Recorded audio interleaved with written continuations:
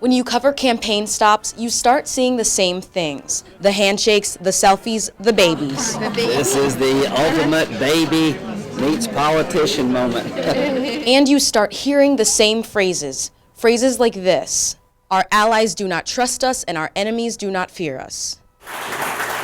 And the third thing we need is a foreign policy of moral clarity. And what does that mean? Our friends need to trust us. Our allies know they can rely on us. And our enemies need to fear us. And our adversaries know not to test us. Why are our allies nervous and why are our adversaries aggressive? Our friends have begun to doubt us. And our enemies no longer fear us.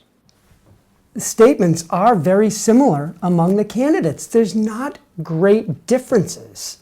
Right now, if you ask what's the difference between Jeb Bush and Chris Christie on foreign policy, very few people would be able to tell you. Here's another one. How many of you believe very firmly, to Rob's point, that you've enjoyed a better quality of life than your parents and grandparents? Raise your hand. How many of you, raise your hand, believe that in today's Barack Obama America, your children will have a better life than you've had? Candidates are grabbing on to some recent polling results. The majority of Americans believe their children will not be as well off as they were. Candidates are in a difficult place because they don't want to run on a platform of embracing fear among voters, but they do want to tap into the element of fear. Part of that fear, the candidates believe, is the state of the American dream. The American dream is not over. The American dream isn't just going to survive. The American dream is dead. Half the country says they're living the dream. For the other half, the candidates say they're ready to fix things and work across the aisle. Very much like Ronald Reagan and Tip O'Neill. Tip O'Neill and Ronald Reagan. Ronald Reagan, Tip O'Neill. When candidates are looking to connect with voters on getting things done in Washington, that's the example you point to. Candidates are also pointing to the future, and they say it's looking brighter than ever. I truly believe that our best days are ahead of us as a people.